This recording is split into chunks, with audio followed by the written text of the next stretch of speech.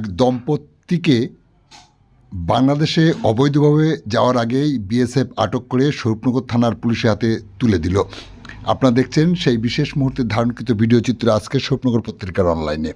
এখন শুনুন বিস্তারিত। গতকাল সন্ধ্যার পর ভিন রাজ্য থেকে এসে অবৈধভাবে বাংলাদেশে যাওয়ার আগেই এক দম্পতি যুগলকে বিএসএফ আটক করে তাদেরকে জিজ্ঞাসাবাদে তাদের নিকট কোনো বৈধ প্রমাণ না পাওয়ায় তাদেরকে স্বরূপনগর থানার পুলিশের হাতে তুলে দেয়।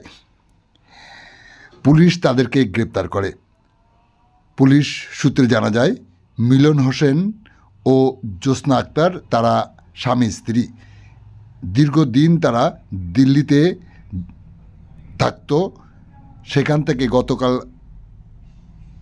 অবৈধভাবে বাংলাদেশে যাওয়ার আগেই তাড়ালি সীমান্তের বিএসএফের জওয়ানরা তাদেরকে আটক করে জিজ্ঞাসাবাদের পরে স্বরূপনগর থানার পুলিশের হাতে তুলে দেয়।